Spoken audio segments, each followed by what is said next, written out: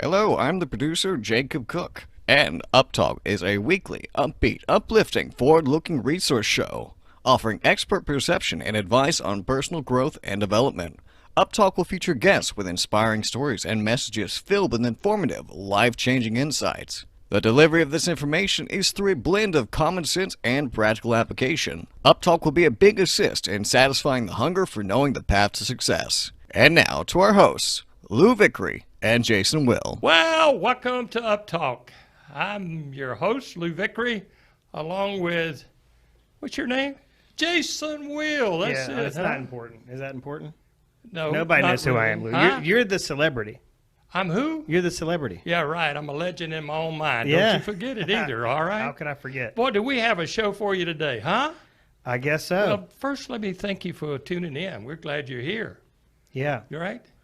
I can promise We need you. some sponsors so we can thank our sponsors. Yeah, we thank our sponsors. Well, that's good. Well, that's a great start. But you know what? We have Dan Vega as our special guest today. Now, I got to tell you, I heard a story about Dan. What'd you hear? Man, you know, he's really a renowned entrepreneur. Is he really? Yep. And I understand when he was playing Little League Baseball, that's where it started. Because in between innings, he'd go in the stands and sell popcorn and peanuts. Really? Yeah, that's exactly. I heard that story. Now, that sounds like an entrepreneur to me, doesn't It does. Huh? It does. No, really, I tell you, we are excited to have Dan. He's an entrepreneur. He's a coach. He's a business coach. And I'm anxious to find out about being a business coach. You know, I coached football and baseball and football, and I don't know what all I coached in school, in high school. And after my pro career was over with, I coached a year for the Cincinnati Reds. You did? Yeah, till they ran me off. You know, I was a pitching coach, and it was so bad, our pitching staff. But, you know, I got through the year. Including you? I mean, No, I was excluding you. past my prime. Oh, okay. But it was one of those things. We'll talk about that another time. Okay. Let's talk about Dan. Yeah, let's okay? talk about Dan. All right. But we excited to have Dan. He's and incredibly also- handsome. Oh, is he? Yeah, he's like a movie okay. star. All right. Yeah, he does, doesn't Yeah, he? The he's- first time I saw him, that's what I said. He's gonna make I us call look him good. Hollywood Dan. Yeah. Huh? Isn't that right? That's right. Well, that's good. Well, entrepreneur, business coach. He's a TV guy. Has his own show now. He has a much nicer set than we do. Well, he had the Tuesday nights with Dan, ABC. He's got like the Johnny Carson desk. I mean, it's, Yeah. you know, Yeah, I wonder if he. You know he's what? a few levels above us. You But know we're what gonna- I'm hoping for? Goals. I hope I can Hashtag. be his McMahon. What was the guy for Carson? Yeah, that's who I am to you. I'm your Ed Good. McMahon. Ed Madman. That's Yeah. right. That would be great. But anyway, Yeah, so I don't think hey, so. we're excited to talk Okay. about that part. About his All right. TV show now, it's Dan Vega's show reaches 35 million homes, huh? Wow. Hey, that's, And we reached well, we reached 35. well, so that's all right. 35, But you 35 gotta million. You got to start somewhere, right? Yeah, And I guess you so. know, and here's the best part, because you and I might be able to work into this one. He's an investor. Oh, he is. Yep. He might want to You gotta- invest in this show. Yep. He may want to invest in this wonderful business we got running. We hadn't figured out what it is yet. No, but we see, have he's gonna- ideas. but after the day, we've got a handle on it. You Yeah, understand? I can see we're impressing him right now. All right. You Good. can't really see on his face. It's more the inside. Hey, we got to step aside. We're going to take a quick break, and then we're going to come back and we're going to talk to Dan Vega. All right, let's do You it. hang around. You're watching Up Talk with Lou Vickery and Jason Will. Well, welcome back to Up Talk. I'm Lou Vickery, and now we'd like to introduce our very special guest, Dan Vega. How are you? I'm doing great, Lou. Thanks for having me. I tell you what, we're excited. I tell you I don't get too nervous. It's almost like I was going to be the starting pitcher today. You know what? I get so excited about you coming and being with us. Well, I appreciate the enthusiasm, but I doubt the nerves thing is true. Well, it is great to have you here. And Dan, I would like to begin by you sharing a little bit of your background. Sure. And then when we get to 19 years of age, we're going to pick up and run wide open. Okay. Okay, cool. Well, as you mentioned, I started selling peanuts and popcorn. Oh, I caught that bit before I got on, man. Well, that's a great entrepreneur. It is. Actually, so I grew up in Los Angeles, and both of my parents never really had a lot of great people, but not a lot of financial success. And my father also struggled with substance abuse and a lot of, so it was a pretty abusive situation. Right. I was like a straight D minus F student. So I would do just enough to get, if I came home with like D minuses across the board, I was like, my parents were ready to celebrate. But I also have a condition called synesthesia. Right. And so that's, it's similar to a form of autism. So it's where your five senses kind of get crossed. Right. So some people can, smell color or see music or something. There's drawbacks for sure. But sometimes it'll result in like a high inertia towards certain things. And for me, I've always had a good leaning towards mathematics. So despite being a terrible student and having a rough start, because of that, I think I attracted the ear of some much greater people than I'll ever be, and that opened up a lot of doors and kind of was the start to my entrepreneurial journey. How about that? So you grew up in Los Angeles, and then at age 19, after you've got out of school, after all those little D's were able to get you through, that's good. Yep. And then you, at the age of 19, you really started in the business world with some entrepreneurship. Yeah, right? when I was about 18, I started coaching some corporations. There were some articles written about this weird kid that's got this high ability towards math. And so some of the guys in the Silicon Valley area were interested in meeting me and kind of working together. And then when I hit 19, I thought, man, I need to start my own business. Right. And so an advisor says, man, you need to come up with capital. How much capital can you come up with? I'm like, I'm not familiar with the term. So I came up with $350 and started a little business. And very quickly, maybe a few months, we started making about $10,000 a month. And I thought this could be serious. Oh, yeah. And just from there, continued the journey and eventually started investing into our interests, what we're passionate about. Now we jump forward, and over the years you've been involved as a business consultant. You work with, you hold business seminars. You've done that all over the world, huh? Yeah, I spent, most of my mentors were at least 3 times my age. So, they were writing books, they were in the seminar business, they were traveling. So a lot of those things kind of became a natural progression for me. And so I did spend about 12 years full-time in the seminar business. And that was a lot of fun. But I think each thing has its season. Right. As you start to have children or life changes, Sure. you look for new. Well, that's an interesting thing. Tell us a little bit about your family.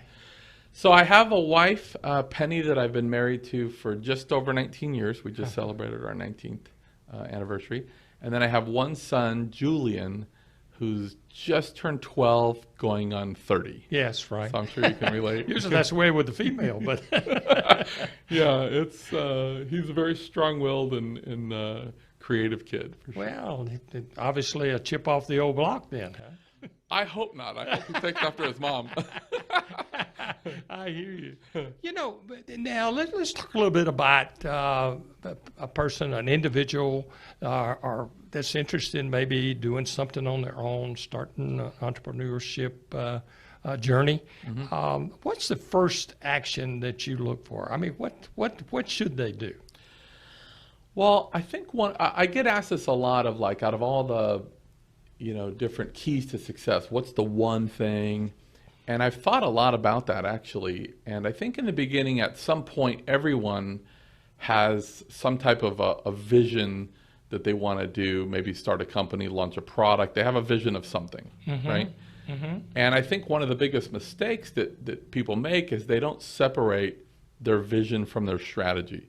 And so let me give you an idea what that means. So there's a real famous story of Coca-Cola. They became very, very successful.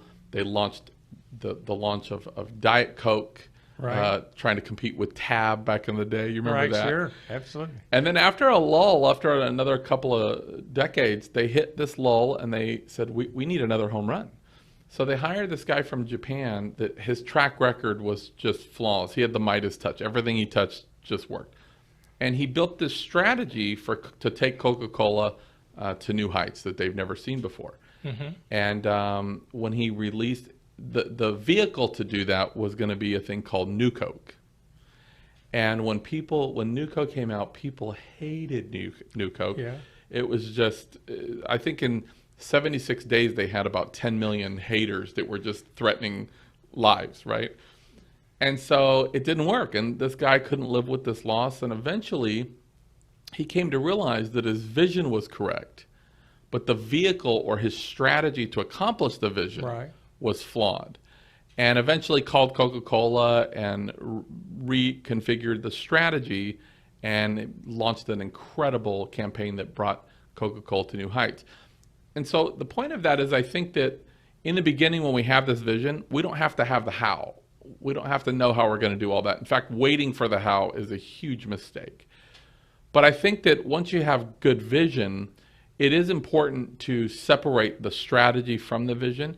And I think it's naive to think that the first strategy out of the gate is going to accomplish the vision in its entirety. Right. So in my experience, I go into a strategy saying my vision is rock solid and I know I'm going to achieve this, but this is the best I have right now in terms of strategy. And I know it's going to probably have a lot of elements of failure. I go in anticipating that. And there's some success, some failure, and we have to refine, tweak, and move, and refine, tweak, and move. And about the 6th or 7th revision, then it accomplishes the goals. Would it be correct to throw the word why in here? Your why? Yeah, you definitely have to, and that's what's going to get you through those 6 revisions, right? Yeah. So you might launch one time. 7UP did that. It was 2 up and then 3 up, and then they just got discouraged. And eventually somebody bought it and tried one more time, and they hit on the 7th launch, and it became 7UP. So I think that you have to identify your why to keep you through the pain and discomfort, and having the wherewithal to keep relaunching. But if you know going in, I got a winning vision and I'm not going to stop until this is accomplished.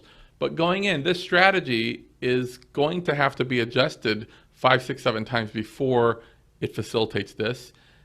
Keeping those two things separate. The other side of that would be people go in, they have a great vision, they launch a strategy, they have failure, and then they start second guessing the vision. Right. Man, I thought this was going to work. One more failure, they start scaling back the numbers of the vision instead of keeping that fixed and only adjusting the strategy. Interesting. Yeah. Our special guest, Dan Vega, on UP Talk, and we were talking about entrepreneurship and some of the things you can do from a business standpoint. I thought it was interesting term variables. What are the variables that you look for that a client or an individual needs to have to be successful? It's interesting that you say that, because part of our teachings, I constantly use the word find the fixed variables. And just in that itself seems contradictory, because if you think about something that's fixed, it doesn't move. Right. But if you think about a variable, right? And there is an actual definition. It's based at this time today, based on the information I have currently, this seems like the best strategy. So I'm going to fix this certain metric. But allowing for adjustment, knowing that tomorrow or a month or a year from now I'm going to have new data, I'm still allowing some flexibility there. I think what we look for in terms of variables, first and foremost, I'm not too hung up on degrees and even experience. I'm looking for somebody that is open to learning, they're conducive for learning, and I think that they have some discipline, right? And somebody that I think that can grow quickly, somebody that's open to new and bigger things. And there has to be a certain amount of ambition. I mean, I do run into a lot of people today that simply, make a few thousand a month, they're happy. There's not a lot of ambition. And I'm not saying ambition for the purpose of material wealth, driving a Lamborghini, but impact, right? To have a bigger vision and to make a real impact, you have to be ambitious. Absolutely. Be back. You're listening to UP Talk. We'll be back with Dan Vega after this break. Oh, welcome back to UP Talk. I'm Lou Vickery, your host, and our special guest in studio, Dan Vega. Dan, I like to laugh. And lifing is important to me. It has been for a long time. I remember one time I came in with the bases loaded and threw one pitch, and a guy hits a grand slam home run, and I get beat 7-6. There wasn't much to laugh about then, but there was a corollary to that.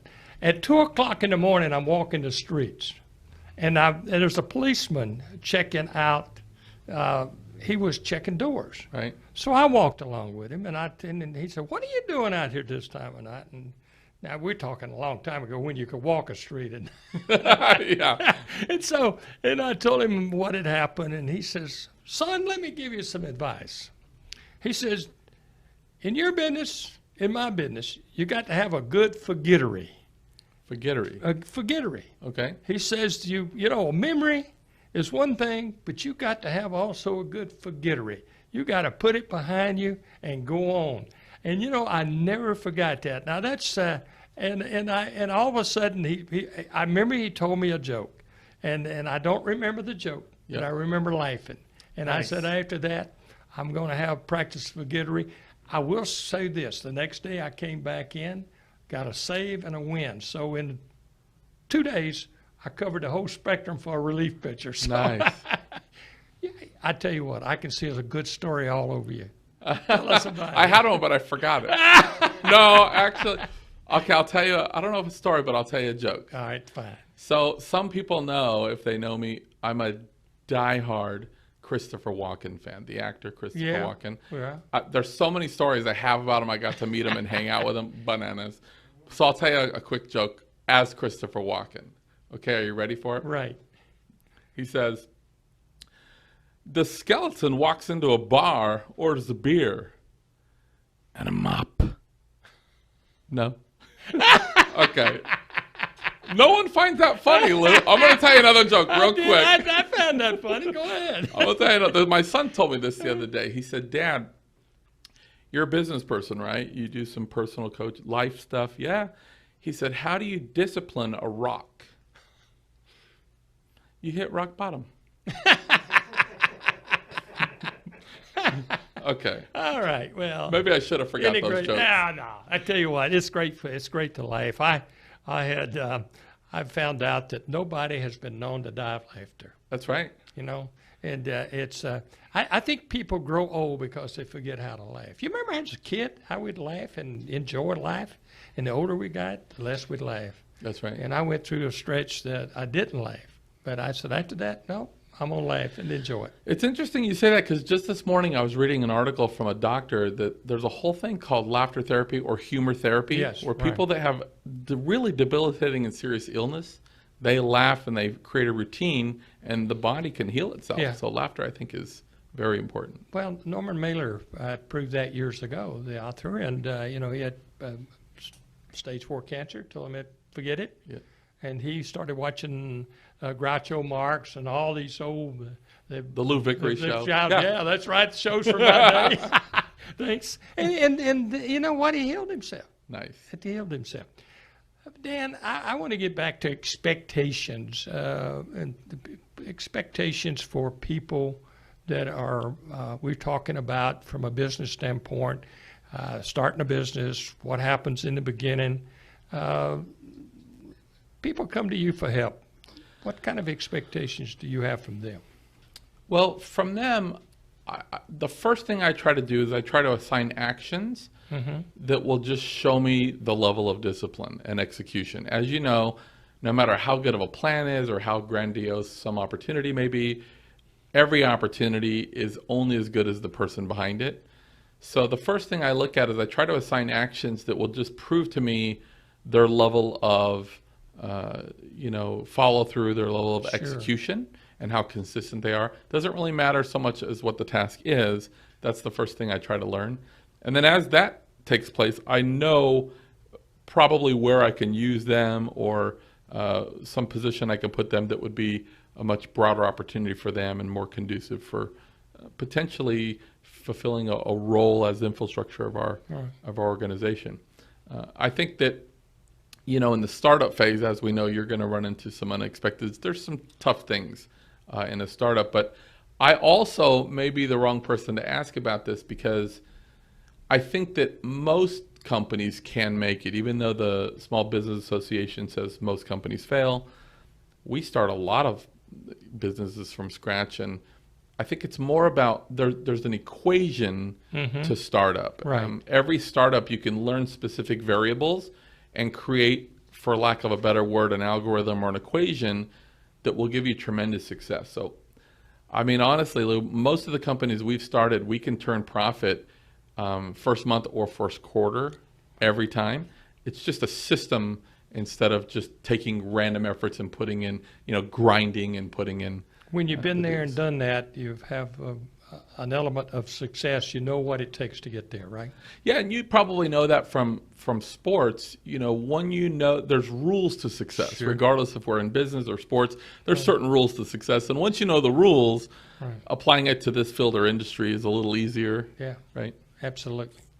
Well, you mentioned capital, and talking about business failures. I've had one had a success. I've had a failure. So I understand both sides of the equation. But there is always a feeling and a discussion about capital being the biggest problem.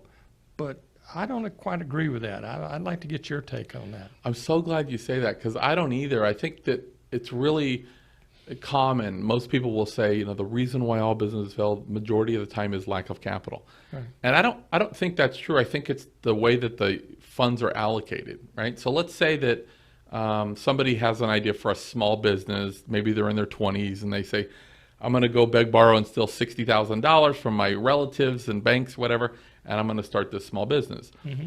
So the reason that capital eventually will be a problem is because it's the way they spend the 60. So let's say they're going to open a small brick and mortar store, and to just get that business open might cost $6,000, right? Right. What they'll do is they'll spend the immediate need money, $6,000, and then they'll put the other $54,000 in the bank, and in essence, they'll buy a timeline, right? So now they'll say, okay, we don't have to turn profit today, but in a year and 3 months, in 14 months, we have to make money, right? The problem with buying that timeline or comfort is that now in the first 90 days, that business is going to find a certain rhythm. People are going to fall into certain causality, right? Actions and reactions. Right. And every action that people take the reaction doesn't have to call for making money right now. So likely what happens is that business develops a behavior, and then on day 200 and whatever it is, or 400, it's like, okay, today's the day, we have to make capital. The mathematical probability of changing an entire behavior in a day, it's just not going to happen. So now the result is we need more capital, right? So there's a way to use the capital and phasing it. I usually phase it in 4 phases. So let's say the same illustration, somebody's going to start a small business for $60,000. My question would be, what's the first phase, the leanest, bare bones phase it's going to take to get the doors open? We need a little bit of used furniture, a little inventory, $4,000. Okay, I'm going to put that money in, and I'm going to hold the line and refuse to put more money in. Let's say for 90 days, I'm going to let that business purposely feel the heat and the struggle, so we can adopt the proper behavior. Because let's be honest, and you know this, I'm sure as well, is sometimes you have to just pick up a phone, or you have to do something very uncomfortable, and we don't ever do those things when we really want to do them or even need to do them. We do them when we have to do them. That's It's right. like, we're in emergency mode. We have one day to pull rent off. I'm going to do the right actions. We knew what they were all along. So I think that, and then after that 90 days and things kind of settle, then we put in a little bit more capital. What do we need to kind of stabilize the business would be the next phase.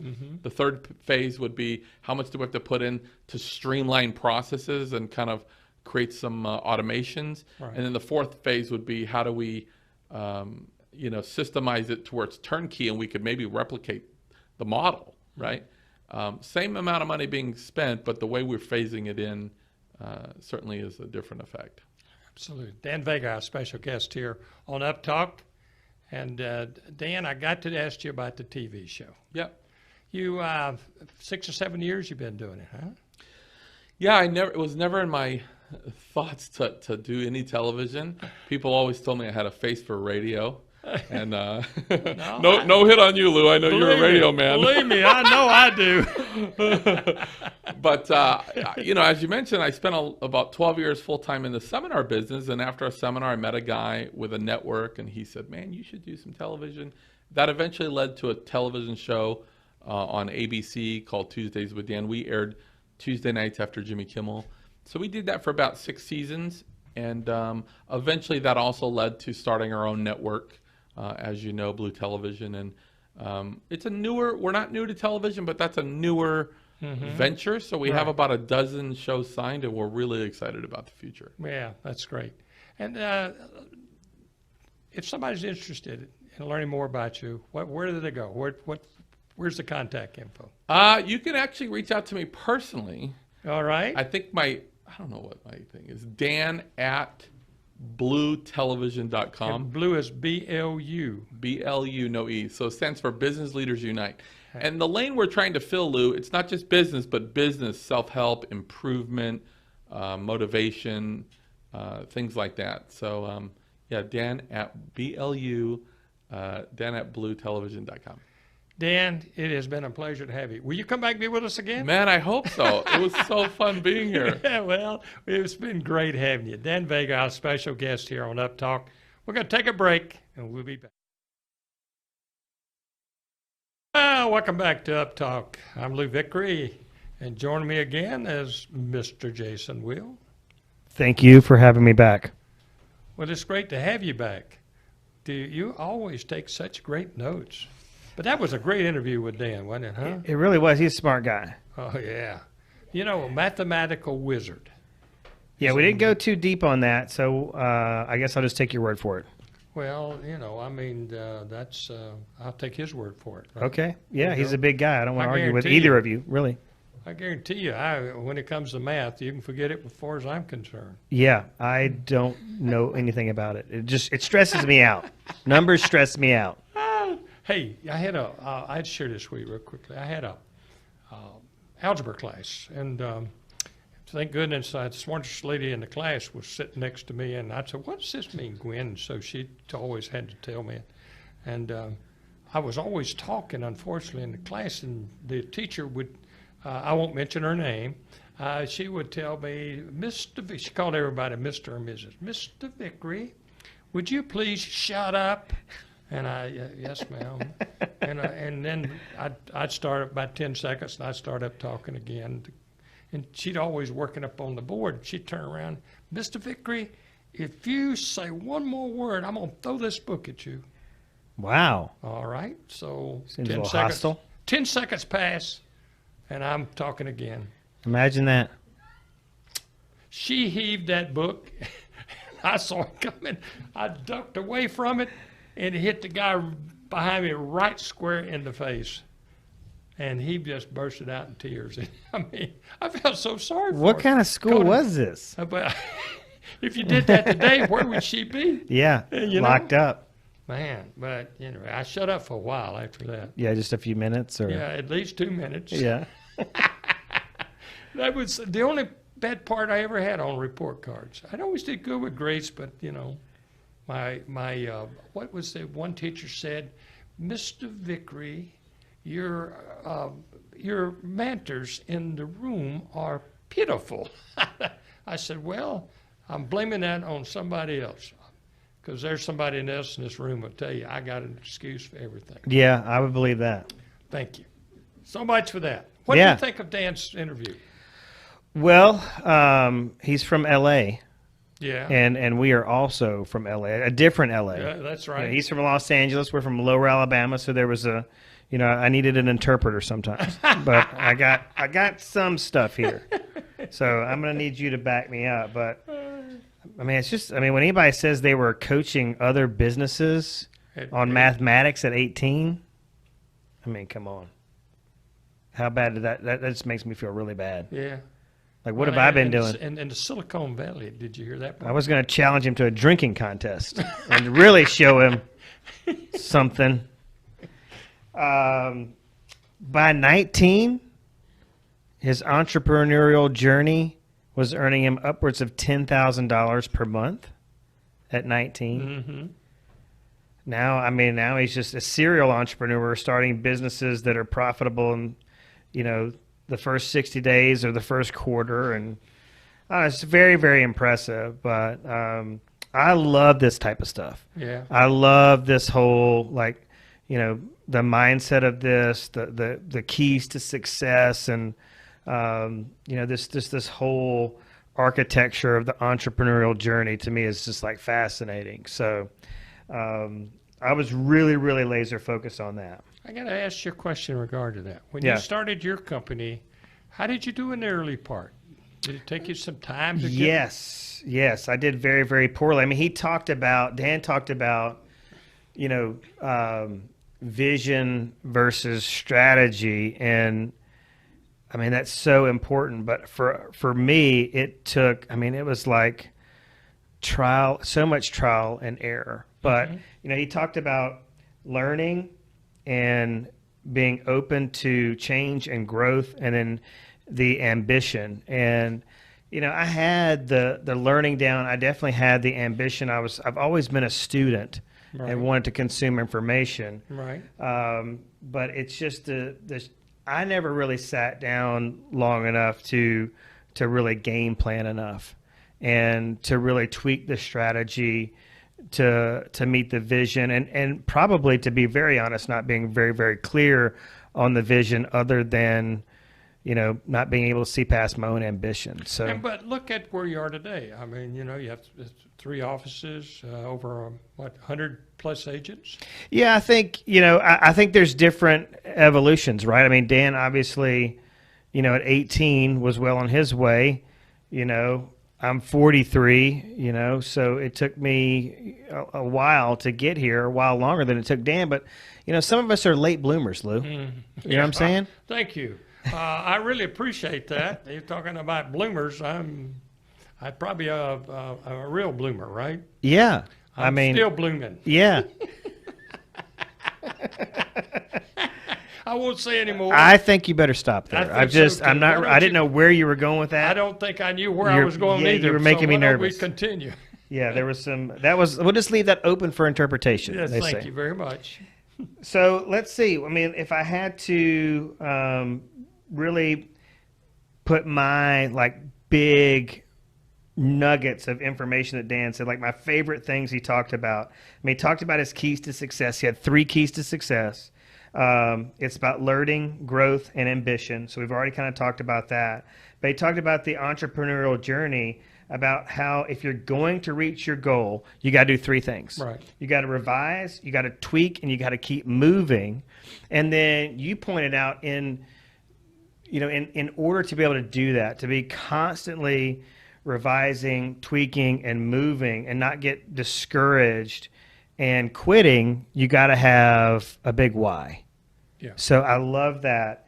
Right. And so the big why plus the winning vision is really what's going to get you to your goal. So I love that.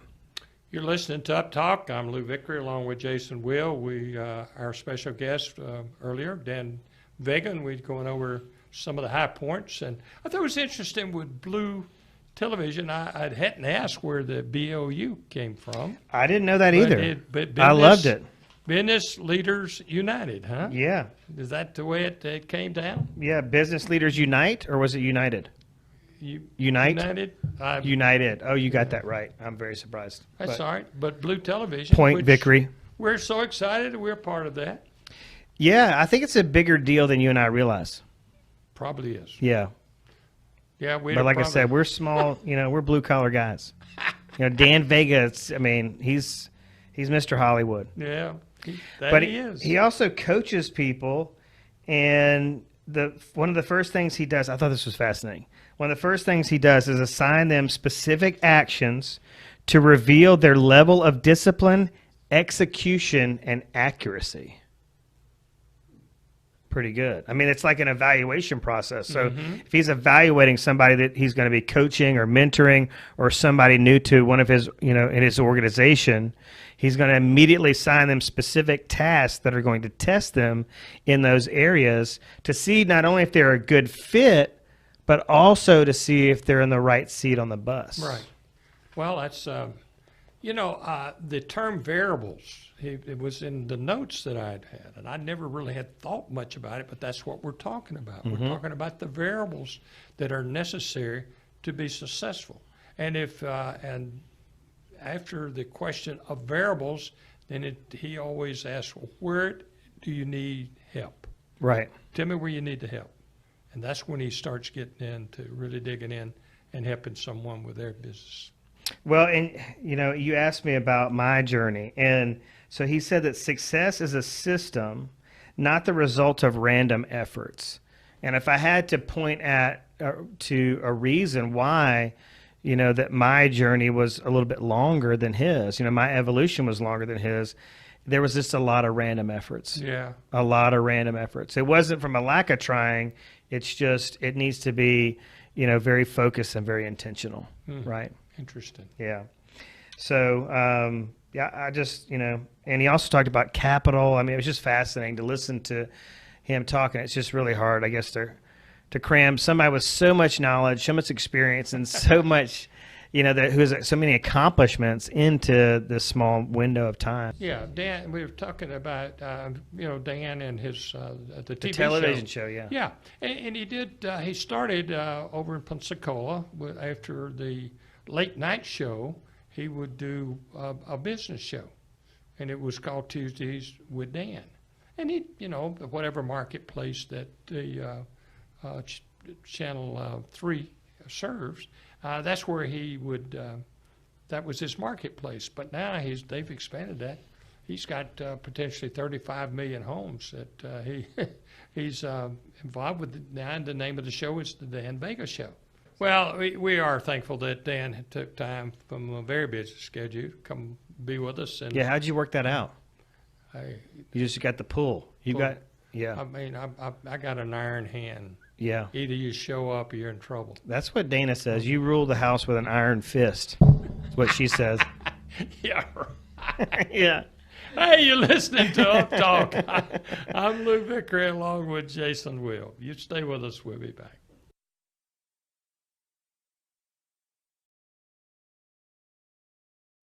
Thank you very much. We appreciate Dan Vega coming and being with us today. And it's been a good day.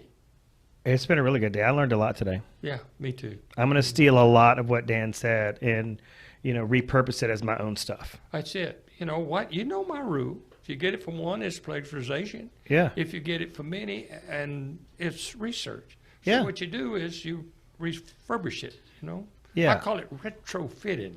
You have to retrofit it in. Yeah, I'm going to retrofit it. That's right. Yeah. Does that work? Yeah, it works for me. All right, good. Hey, What? We need to tell folks about our new book. Yes, besides the cover. The cover is very handsome. Have you seen it? Isn't it? Yeah. I've seen that guy somewhere. Yeah. I think that was off the post office wall, wasn't it? Oh. Yeah, the wanted poster. No, our new book, Motivators for Salespeople Destined for Greatness. It is a great read. It's a resource book. It's the kind you can read a page now. If you're struggling with this part of selling, you can go there. If you need a little refurbishing somewhere else, you can go there. It's whatever you need, right? It's very positive, too. It's very positive and uplifting. And, sales is it's not rocket science. No, it's not rocket science. Right. And so I think we just overcomplicate it. Salespeople overcomplicate it. And this just levels the field, and it's just no bull. Here's what you need to do. Go do it, and you'll be successful. Amen. And you can find it at Amazon or on my website at Lou Vickery Books, LOUVICKERY books.com. We can find an autographed copy there probably. Yeah. We're going to get uptalktv.com up Yeah, sometime in and 2019. That's right. That's our new website. Yeah. Talktv.com. It's going to be up. That's good. Eventually, when people go there, there'll be something. Well, by the time they watch this, that'll probably be true. I hope so. There you go. Well, that about does us for this session. But I tell you what, we've had a great day. We appreciate you being with us. Hey, and until we meet again, you keep a smile on your face, keep happiness in your heart, keep optimism on your tongue, and I guarantee you, you'll be successful. That's good advice.